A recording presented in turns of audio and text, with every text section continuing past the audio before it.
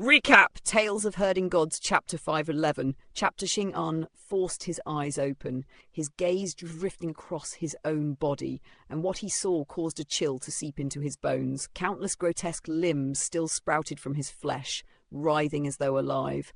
Not only that, an abomination resembling a demonic octopus clung tightly to his back. Its thick tendrils coiled around him like iron chains, contracting again and again with merciless force. It was this creature that had bound him until his consciousness shattered into darkness. "Who is speaking?" he asked weakly, his voice trembling like a dying ember. "A living soul from the mortal realm. How intriguing, such a curious form of life. Xing, having fallen to such a wretched state, do you still yearn to return to the world of the living?" The voice circled him like a ghost drifting through the abyss. One moment it whispered from his left, the next from his right.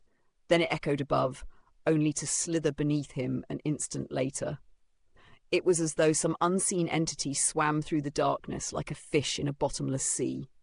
"You are hailed as a saint who appears but once every 500 years, yet look at you now." Reduced to such ruin, it truly stirs a sigh of pity within me. Tell me, how would you face the people of the world in this form?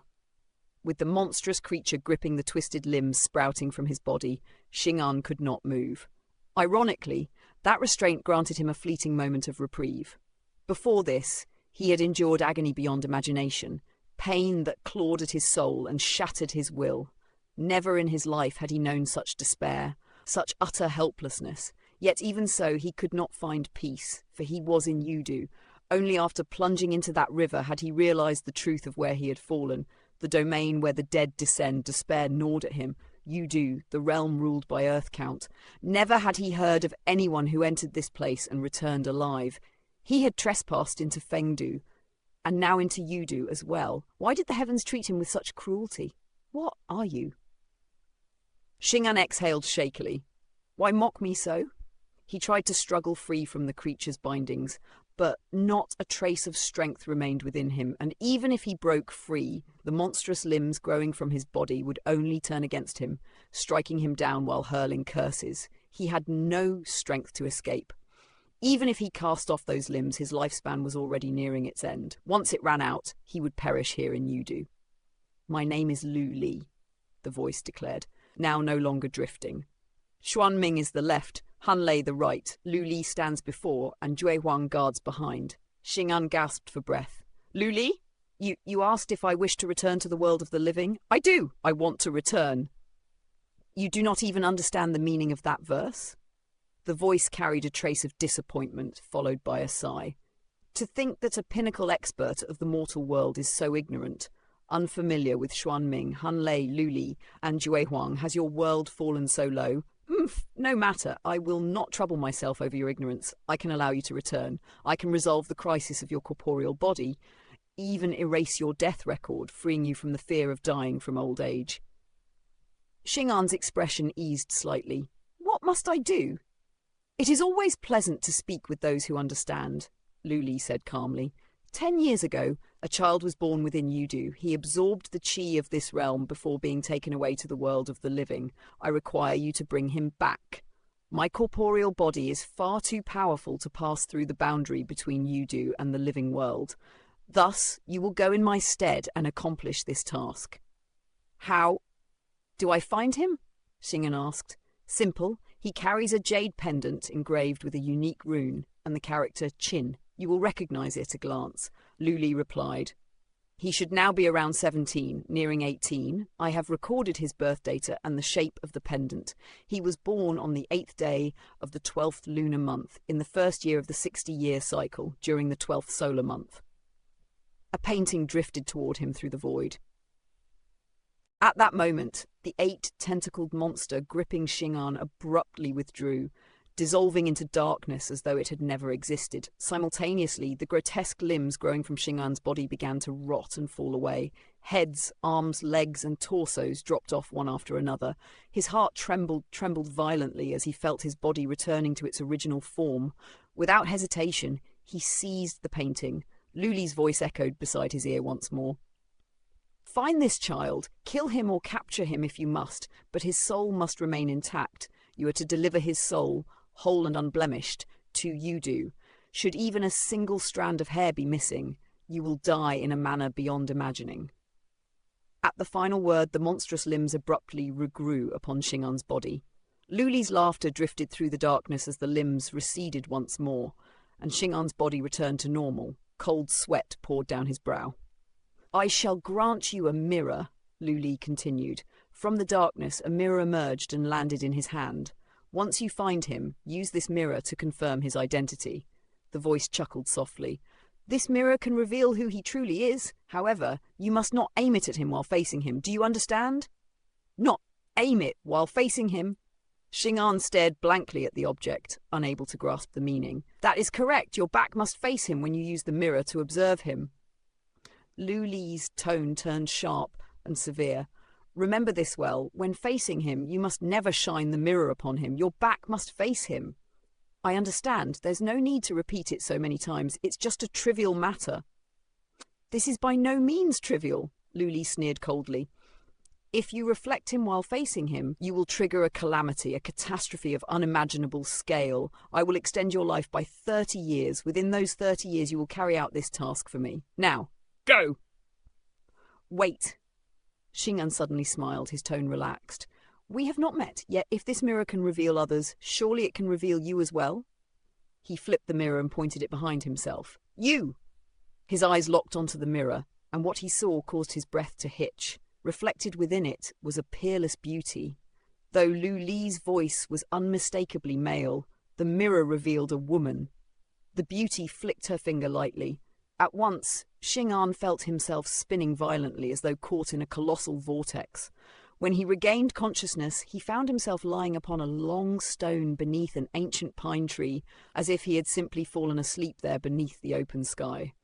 Around him, birds sang and flowers released their fragrance. Springs trickled, waterfalls roared softly, and monkeys swung through the forest canopy. They paused to pluck bananas, peeling them eagerly while casting cautious glances toward him. Stunned, Shingan looked around. Why was he no longer at the shattered cliff of the great ruins? Before him stretched an endless ocean. What is this place? He muttered in confusion. "This is the South Sea." A monkey tossed a banana peel that struck his head. "South Sea?" Shingan sprang to his feet, utterly bewildered.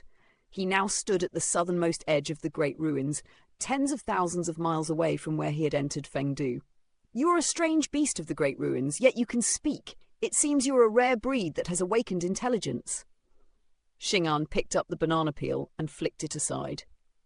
"For pointing out my location, I will spare your life, but some suffering is unavoidable." The monkey leapt into the air. Upon landing, a banana peel appeared beneath its feet, causing it to slip and crash to the ground. Enraged, it scrambled up, preparing to take revenge, but Shingan had already vanished without a trace. "How petty!" the monkey screeched, leaping onto a tree, only to grab another banana peel, sending it tumbling down once more. The banana peel seemed cursed, clinging to it relentlessly. Each time it leapt, another peel appeared beneath its hands or feet, causing it to fall again and again. Furious, the monkey grabbed a stone and smashed the peel into pieces. By then, Shingan had already departed, muttering to himself, "Though Luli is formidable, she cannot enter the mortal world. How could I, Shingan, allow myself to be her puppet? 30 years of lifespan. She thinks to bind me with that? Ridiculous. Divine Physician Qin has already constructed the spatial algebra of the Divine Bridge and spread it across the land. I shall go to eternal peace. With my talent and comprehension, I can ascend to godhood within a year or two and sever her control." Suddenly, Luli's voice rang beside his ears. "Impudent brat, I shall reclaim 15 years of your lifespan." Shingan's heart trembled violently. He spun around, but there was no trace of her. This is the mortal world. She cannot be here. It must be an illusion. Yet, even as he thought this, realization struck him. He hastily opened his life and death divine treasure. Within it, a connection stretched into the murky depths of Yudu. In that boundless darkness, a pair of glowing eyes stared directly at him. Shingan's blood turned cold. He knew then there was no escape. Even if he ascended to godhood, breaking free from that woman's grasp would be nearly impossible. "Just who? Is this child born in Yudu?" Shingan frowned deeply. There were countless youths of 17 in the world. How could he possibly find the right one? Fatty Dragon! Hurry! Night is almost upon us, Chinmu urged. We must find ruins or a village before darkness falls. Darkness surged in from the western horizon as Chinmu led the dragon Qilin and the chest into a ruin teeming with strange beasts of the great ruins. All of them coexisted peacefully within.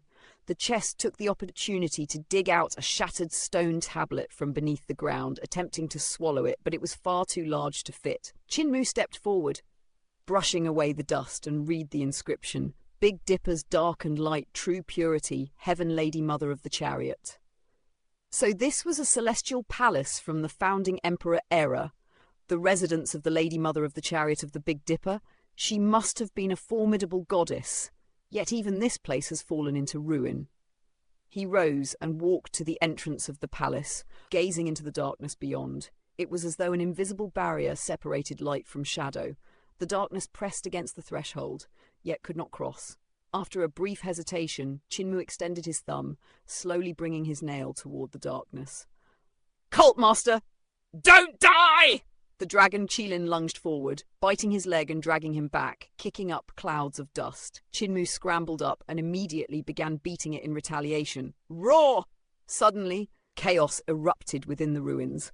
Countless strange beasts and territorial beasts roared in fury, converging upon Chinmu from all directions. Cold sweat beaded upon his forehead as he stepped back slowly.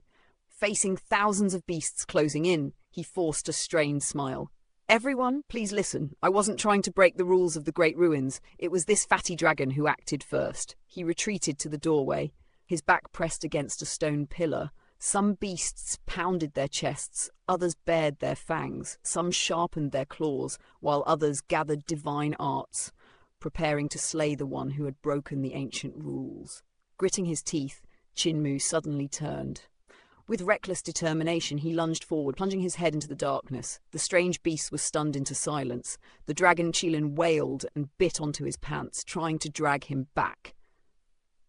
Other beasts covered their eyes, already envisioning the gruesome outcome, a fleshless skull or a severed, blood-soaked neck. "Fatty dragon, let go!" Chinmu kicked. At that moment, every beast's fur stood on end, their blood turned icy. "Moving!" One territorial beast stammered before screaming, "A moving corpse!" With a soft pop, Chinmu's body disappeared into the darkness before the beasts could even breathe a sigh of relief. A head suddenly popped back out. Thump! One of the strange beasts collapsed on the spot, having fainted from sheer terror. Atlas Studios. Editor Atlas Studios. Chinmu drew his head back slightly, his gaze sweeping across the surroundings like a cautious swordsman probing an unseen battlefield. Had he not violated the iron laws of the Great Ruins and been driven out by those bizarre, savage beasts, he would never have charged headlong into this boundless darkness. Never once had he imagined that such a day would arrive, that he could step into the darkness relying solely on himself. This was utterly different from hiding beneath the protection of stone statues or the ancient chest. He felt as though his entire being dissolved into the darkness, like a fish returning to the depths of its native waters. It was as if he had become one with it. Within his eyes, the darkness was no longer absolute black, but something akin to drifting mist. This isn't true darkness, but a peculiar substance.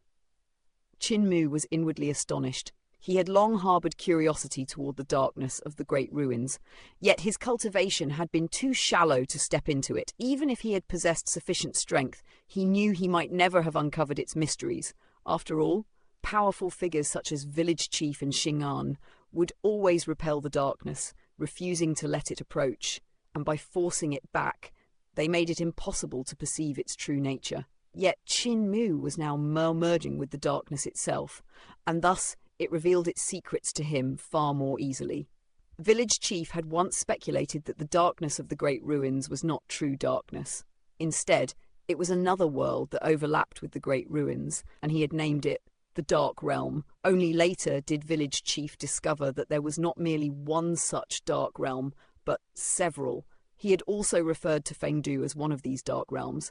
However, as Chinmu's understanding of Fengdu deepened, he uncovered yet another hidden truth. Fengdu could indeed be called a dark realm, But it was merely a fragment of a greater whole, a corner that belonged to none other than Yudu. That place was but one of the dark realms within the Great Ruins. Yudu and Fengdu were in constant motion, shifting their positions ceaselessly, and thus they did not blanket the entire Great Ruins. The one that enveloped everything must be another dark realm altogether. As Qin stepped deeper into the darkness, he grasped another truth of the Great Ruins. The darkness itself was a strange and intangible substance. When I crossed into another world through that shattered cliff, and realized that day and night there were reversed compared to the Great Ruins, I made a bold conjecture. A glimmer flickered in Qin eyes as he recalled what he had witnessed in the Golden Desert. That world had been the Great Ruins of the High Emperor era, where he had fled to escape Xing'an. That place also had cycles of day and night, yet they stood in opposition to those of the Great Ruins. From this, Qin had formed a daring hypothesis. The darkness flowed from the Great Ruins of the High Emperor era. When night fell, the darkness would surge outward through countless fractures, spilling from the High Emperor Great Ruins into the Great Ruins of the Founding Emperor. When dawn broke in the High Emperor Great Ruins, night would descend upon the Founding Emperor Great Ruins, and when the sun rose, the darkness would return, flowing back once more. The two Great Ruins were like the upper and lower chambers of an hourglass, while the darkness was the sand within, endlessly shifting back and forth. This was Qin conjecture, yet at that time he had been fleeing Xing'an, and only Pangong So had been nearby. Thus he had never voiced this thought to anyone. Now, immersed within the darkness and witnessing its nature as a strange substance, his earlier conjecture seemed all the more credible. If the cracks along that shattered cliff stretching from north to south were sealed, could the darkness be confined within the High Emperor Great Ruins? Would that mean no more darkness invading at night? Qin blinked, finding this line of reasoning plausible. Yet whether it would succeed remained unknown. Moreover, that broken cliff was vast beyond measure, riddled with countless fissures. It likely connected to multiple worlds. How could one possibly seal them all? Sealing it off isn't the best solution. The true solution lies in understanding the nature of this darkness, the kind that devours living beings. Qin carefully examined the dark substance that resembled mist. The black specks had form, yet lacked tangible substance, for they passed effortlessly through his flesh. What a strange substance! Qin was astonished. He gathered a thread of vital qi and attempted to pin down a portion of the darkness. Yet when his palm moved through it, he felt no resistance whatsoever. It was as though he had touched nothing at all. What exactly is this substance? What properties does it possess? Just as Qin was deep in contemplation, the anxious voice of the dragon, Qilin, echoed faintly from the ruins. "Cult Master, are you still alive?" The sound seemed to travel from an immeasurable distance, as though separated by a thick, invisible barrier. "Don't worry, I'm still alive. I'll feed you in the morning," Qin called back. "All right." The dragon Qilin responded, then began to grumble. "I wasn't worried about food, but about Cult Master's safety. Since you're fine, I can sleep peacefully now. Cult Master, come back when you're done playing. Tomorrow will be a long day." Qin continued observing his surroundings for a time, yet he could not unravel the nature of the dark substance. Just as he was about to turn back, he caught sight of something. Whispers drifted through the darkness. Countless monsters lurked within the shadows of rocks and forests, silently watching him. From time to time, scuttling noises echoed as black silhouettes darted like phantoms, leaping from one patch of darkness to another at astonishing speed.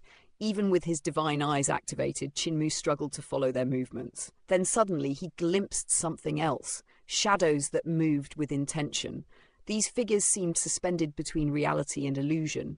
They were not monsters. They were human. They were shadows of humans. Why are there people within the darkness? Qin heart trembled, and he immediately rushed forward. Aside from himself, only beings with divine-level abilities such as Village Chief or Xing'an could walk freely in the darkness. Alternatively, one might rely on divine objects like Xing'an's chest crafted from Tao Ti's bones and skin, which emitted divine light. Such beings would push the darkness back upon entering it. Yet these shadowy figures did not repel the darkness like Qin they merged with it. Stranger still, they seemed to be born from it. Qin pursued one shadow. The figure seemed equally curious about him, halting as if waiting for his approach. He hurried forward and examined the shadow before him. 2 long braids draped over its shoulders as it studied him in return. It was a young girl. Though he could only see her silhouette, he could tell she was not very old. She extended her hand as if to touch him. Qin did the same, yet their palms passed through each other as though neither existed. The shadow girl appeared startled and spoke, but her voice came to Qin as faint whispers he could not comprehend. "How strange!" Qin scratched his head in confusion. "Can you hear what I'm saying?" The girl clearly could not understand him. Their voices were distorted by some mysterious force. Suddenly she crouched down, her braids bouncing, and wrote something upon the ground. Qin lowered his head to look, yet all he saw was flowing black light. There were no visible words. He tried writing as well, but the shadow girl shook her head, indicating she could not see anything either. An idea flashed through Qin mind. He drew his sword and executed sword-treading mountains and rivers. Yet the girl only shook her head again, unable to comprehend his actions. Qin was at a loss. Suddenly, the shadow girl dashed forward, then paused after several steps, gesturing for him to follow. Qin gave chase. The 2 ran for some distance until she abruptly stopped. Qin, unable to halt in time, passed straight through her and was carried forward to the edge of a cliff 30,000 yards high. The girl tried to grab him, but her hands slipped through empty space. Fortunately, Qin stabilized himself and avoided plunging into the abyss. The girl pointed ahead. Qin mind shook violently. At the base of the cliff stood a magnificent city, exuding an aura entirely foreign to the great ruins. Never before had he seen such grandeur within this land. Strange! This city doesn't exist in the great ruins. Could it truly belong to the dark realm overlapping this world? Qin frowned slightly. If the dark substance could flow between the founding Emperor Great Ruins and the High Emperor Great Ruins, then perhaps this dark realm also existed within the High Emperor Ruins. Could sealing the cracks truly block an entire world? The darkness of the Great Ruins is far more complex than I imagined. It likely cannot be sealed. Just as this thought formed, the shadow girl leapt from the cliff. She descended diagonally through the air, as though walking upon invisible ground, sprinting toward the city below. Qin followed, leaping as if soaring through the heavens. Soon they arrived within the city. He looked around. The streets were bustling with life. Countless figures moved about, yet in his eyes they were all mere shadows. If they were real humans, this would be a city of unparalleled prosperity. He also saw gods and devils standing atop towering structures, vigilantly surveying their surroundings. Qin was stunned. He felt a sense of familiarity. He had witnessed something similar before. In 100 Prosperity City from 40,000 years in the past, the gods and devils had stood watch in the same manner, guarding against the darkness beyond the city walls. Then what was this city guarding against? The shadow girl led Qin through winding streets. As they passed, every shadow turned to look at him. To them, Qin must have appeared utterly strange, for they could not help but cast curious glances his way. After weaving through numerous alleys, they arrived before a grand mansion of extraordinary design. There, a towering figure rose slowly, extending 4 massive arms to shield the structure. Qin presence had clearly awakened the god guarding this place. The shadow girl leapt onto the god's palm, bounding upward as though in flight, until she reached his shoulder and spoke to him. The god tilted his head, studying Qin. He spoke, but his words reached Qin only as incomprehensible whispers. After a moment, the god lowered his palm, signaling Qin to step upon it. Qin hesitated, then approached, but he could not stand upon anything. He nearly fell and quickly used a divine art to hover above the palm. The dark god was astonished. He extended another hand, poking Qin with a finger, but it passed straight through him. The god scratched his head in confusion. "This is too strange!" Qin's heart trembled. "Even such a powerful god cannot touch me." Suddenly, the city erupted into chaos. The dark god set down the shadow girl and shot into the sky, racing toward the city gates. Chinmu hurried after the girl to a high vantage point. Outside the city, space trembled violently as black holes appeared. Grotesque gods and devils crawled out, leading countless soldiers in a charge toward the magnificent city. A great battle broke out. Before long, the city was breached.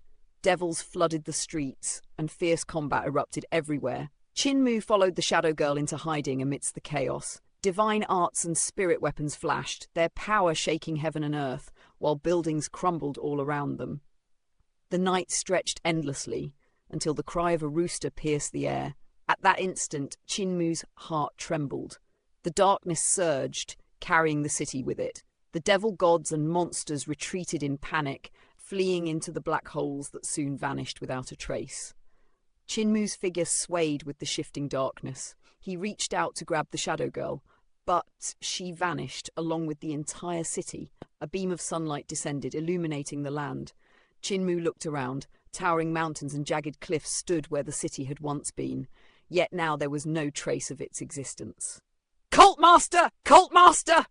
The Dragon Chilin's voice called from afar.